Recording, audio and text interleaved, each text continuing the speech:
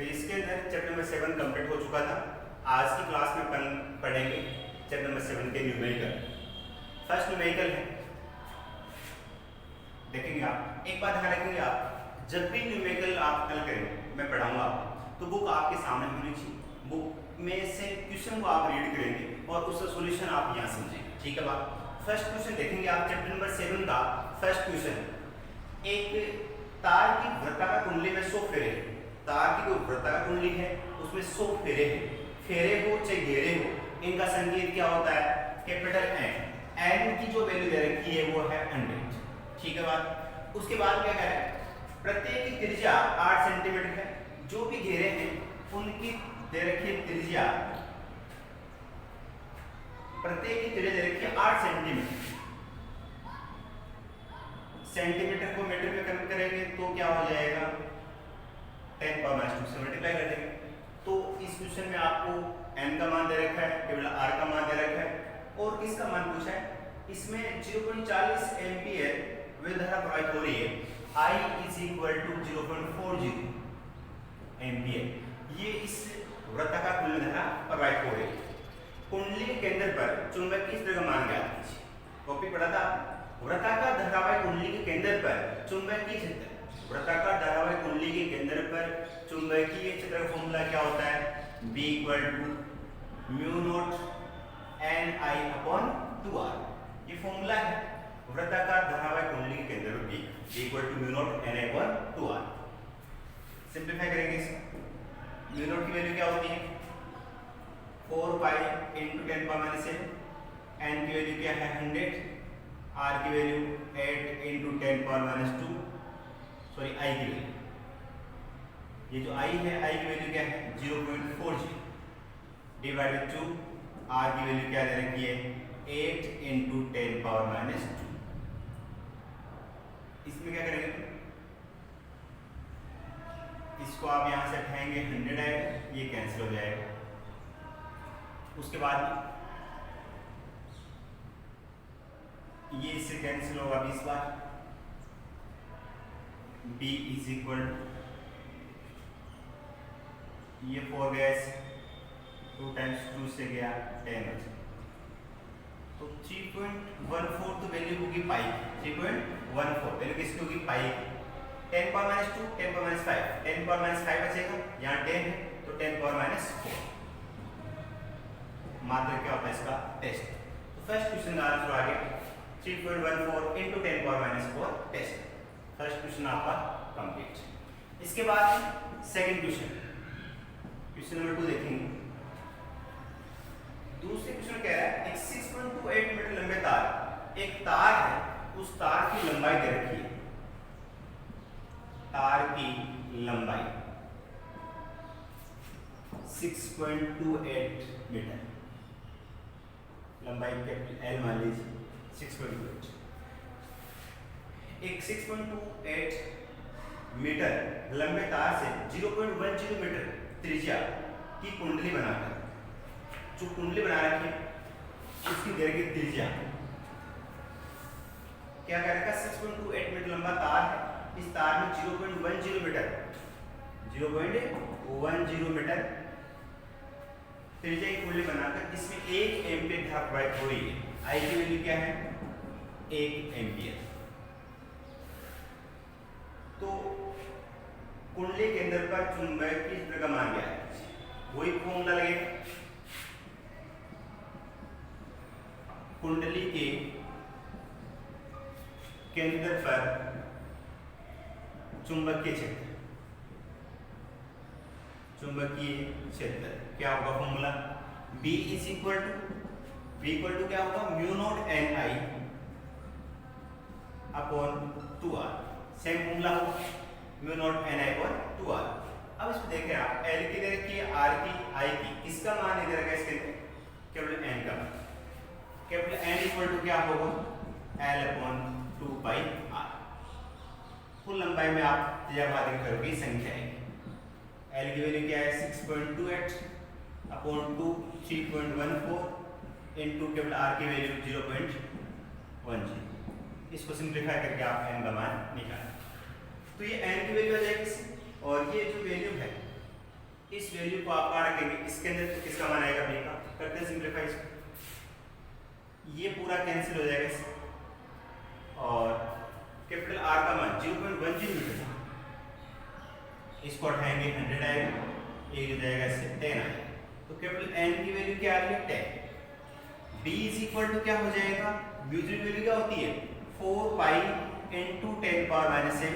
N की value क्या है 10, आई की वैल्यू क्या है 1/2, आर की वैल्यू क्या है 0.10 मीटर, 0.10 मीटर। इसको आप यहाँ से उठाएंगे तो 100 आ जाएगा, और ये जाएगा तो इससे क्या होगा 2 पाई। तो b equal to 2 into 3.14 into ये 10⁻³ प्लस का हो गया, ये 7 माइनस का है तो 10⁻⁴, और मल्टीप्लाई कर देंगे इसको 8 2 6.28 इंटू 10⁻⁴। चुंबकीय क्षेत्र का ऐसा मतलब क्या होता है, टेस्ट। तो इस प्रकार से आप क्वेश्चन हल करेंगे number 6.28 into 10⁻⁴।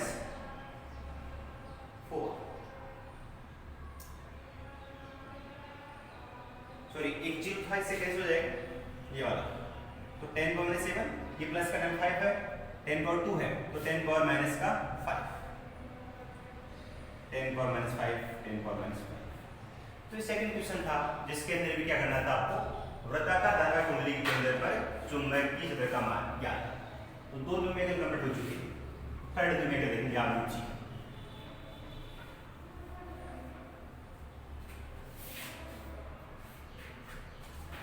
Question number 3,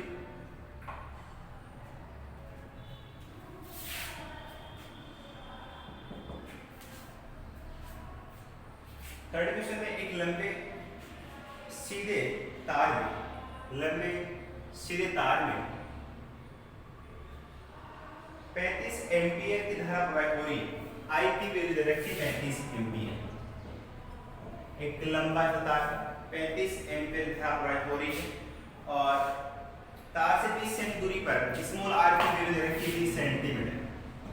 centimetre को करेंगे मीटर में कन्वर्ट, तो ये हो जाएगा 20 × 10⁻²।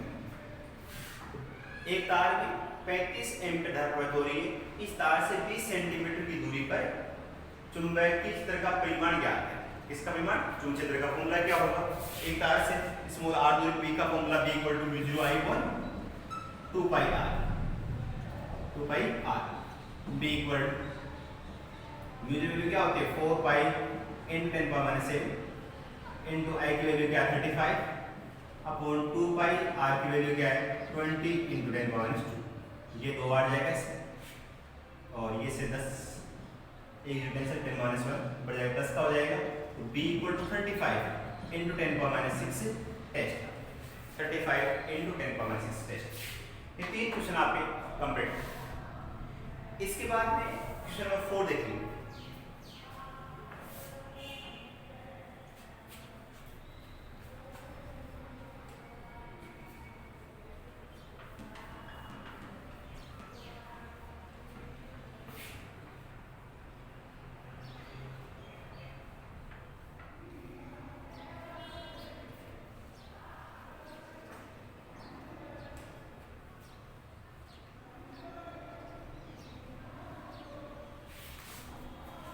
फोर्थ क्वेश्चन क्या कह रहे हैं, एक तार AB से 10 एम्पीयर धारा 10 एम्पीयर की स्थिर विद्युत धारा प्रवाहित हो रही है। ये तार एक मेज पर क्षैतिज रखा हुआ। एक तार, फोर्थ क्वेश्चन के अंदर एक तार है AB जो किसी मेज पर रखा हुआ, इसमें 10 एम्पीयर की धारा प्रवाहित हो रही है। AB तार में जो धारा प्रवाहित हो रही है वो है 10 एम्पीयर। उसके बाद ये तार एक मेज पर रखा हुआ है, अन्य तार सीधी इस तार के ऊपर 2 मिलीमीटर की ऊंचाई पर रखा हुआ है। एक सेकंड तार है, वो इससे 2 मिलीमीटर की ऊंचाई पर रखा हुआ है। इस तार का नाम है सी। एक तार AB क्षैतिज मेज पर रखा हुआ है, और इससे 2 मिलीमीटर की ऊंचाई पर दो तार CD, जिसमें से 6 एम्पीयर धारा प्रवाहित हो रही है। इसमें 10 एम्पीयर था, इसमें 6 एम्पीयर धारा प्रवाहित हो। उसके बाद क्या करें, तार CD की प्रति एकांक लंबाई द्रव्यमान कितना होगा, इस सीडी तार की प्रति एकांक लंबाई का द्रव्यमान कितना होगा, ताकि मुक्त अवस्था में अपनी स्थिति लटका रहे। तार AB के सापेक्ष CD प्रधारा की दिशा क्या होगी। अब इसमें ये ज्ञात करना है इस तार की प्रति एकांक लंबाई में द्रव्यमान कितना हो। मान लेते हैं, माना कि तार CD की प्रति एकांक लंबाई का द्रव्यमान स्मॉल m, क्वेश्चन में साफ साफ कह रहा है कि तार CD की प्रति एकांक लंबाई, तार CD की प्रति एकांक लंबाई का द्रव्यमान कितना हो ताकि मुक्त अवस्था में यह अपनी स्थिति में रखा रहे। तार CD की प्रति एकांक लंबाई का द्रव्यमान कितना हो, तो क्या मान लिया, माना कि तार CD की प्रति एकांक लंबाई का द्रव्यमान स्मॉल m है, ताकि मुक्त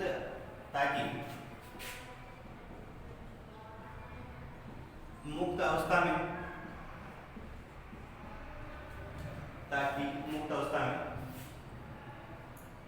यह अपनी स्थिति में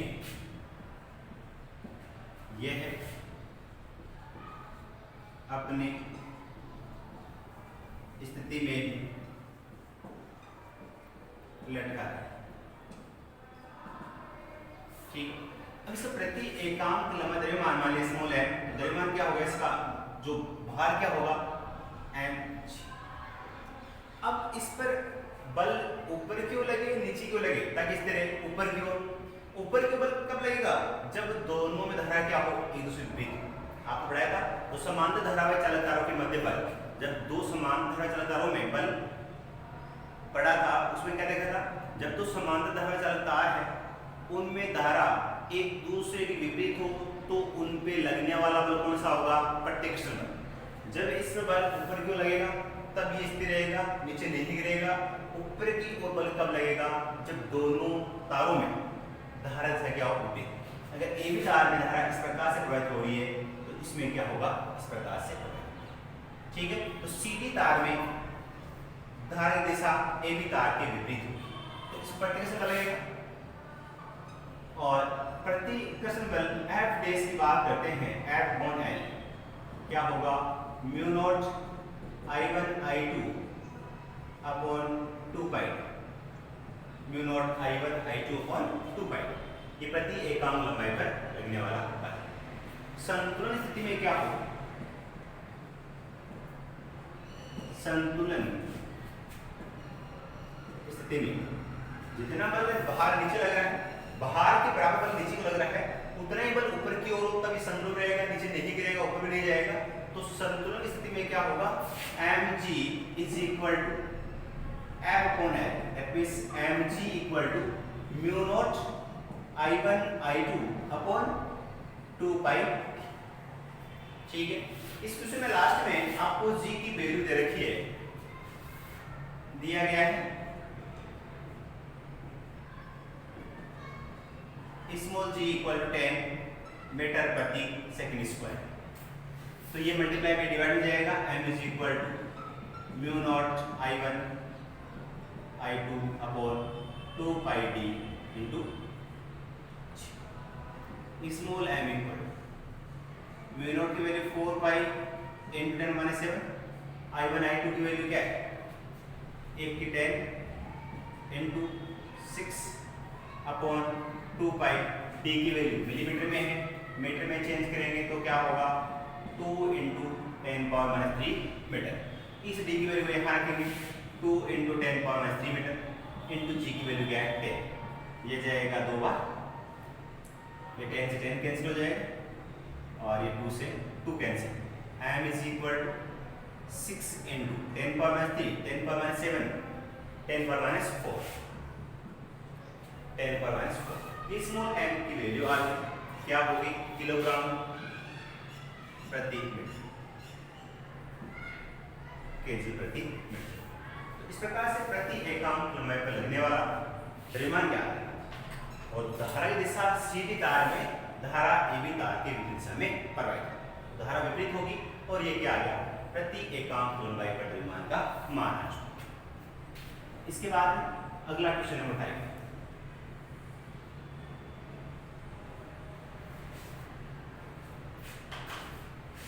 फोर्थ क्वेश्चन समझ में आया?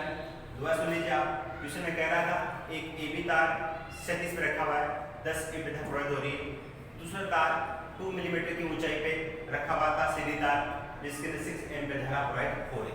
इसकी प्रति एकांक लंबाई द्रव्यमान कितना हो ताकि ये संतुलन रहे, नीचे नहीं गिरे। अपने क्या मान लिया? माना कि प्रति एकांक, माना कि सीधी तार की प्रति एकांक लंबाई द्रव्यमान स्मॉल m है, और ताकि ये है स्मॉल m द्रव्यमान है, ताकि ये मोटर नीचे नहीं गिरे। नीचे कब नहीं गिरेगा? जब जितना भार नीचे लगेगा उस भार के बराबर ऊपर की ओर लगे तब ये नीचे नहीं गिरेगा। ऊपर की ओर कब लगेगा? आपने पढ़ा था दो समांतर धारावाही चालक तारों के मध्य बल। उसमें मैंने बताया था आपको, जब दो समांतर धारा चालक तार हो, उनमें धारा एक दूसरे विपरीत हो तो उन्हें पट्टिकर्षण बल कार्य करता है। तो इसके कारण इस पे लगने बल क्या होगा? पट्टिकर्षण। दैट मींस ये स्थिति कब रहेगा? जब जितना बल नीचे लग रहा है उतना ही ऊपर की ओर लगे, तब ये कंडीशन आएगी। इससे स्मॉल m का मान निकालें। Question number 5।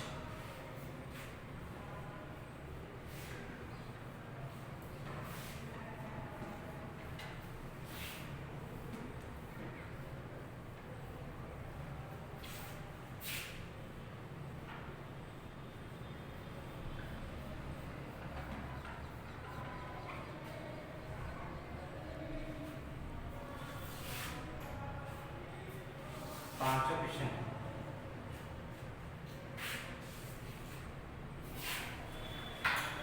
ये कह रहा है सदित में रखे एक लंबे उस तार 50 एम्पीयर प्रवाहित हो रही है। एक तार है लंबा और सीधा, दिशा मान लेते हैं, ये नॉर्थ, साउथ, ईस्ट और वेस्ट। ये हो गया ईस्ट और ये हो गया वेस्ट, उत्तर दक्षिण पूर्व और पश्चिम। 37 तार क्षैतिज तल में रखे एक लंबे तार 50 एम्पीयर धारा दक्षिण से उत्तर की ओर, 50 एम्पीयर जो धारा है वो प्रवाहित हो रही है दक्षिण से उत्तर की ओर। ठीक है। उसके बाद कह रहा है तार के पूर्व में 2.5 मीटर दूरी पर पूर्व, इधर क्या हो गया? पूर्व 2.5 मीटर की दूरी पर स्थित बिंदु पर चुंबकीय का परिमाण और दिशा पूछिए। सिंपल फॉर्मूला लगेगा B पर mu naught I upon 2 pi R। तो म्यू नॉट की वैल्यू 4 पाई, I की वैल्यू 50 एम्पीयर, 2 पाई R की वैल्यू 2.5 मीटर। ये गए से दो बार, इसको उठाएंगे 0 आएगा, ये दो बार B equal 40 into 10 power -7 tesla. ये किसका मान आ गया? B का मान। उसके बाद दिशा पूछिए। दिशा क्या होगी? दाएं हाथ के अंगूठे के अनुसार दाहिना अंगूठा होता है तो मोड़ी पे अंगुला किसको बताएगी? चुंबक क्षेत्र। चुंबक क्षेत्र अंदर की ओर है, अंदर की ओर, इसके उतर के अंदर की ओर, अर्थात नीचे। तो ये उधर पश्चिम वाला था, इसके अंदर की ओर हो गया, अर्थात नीचे की ओर। तो इस प्रकार से ये 5 में मेरा कंप्लीट हो गया।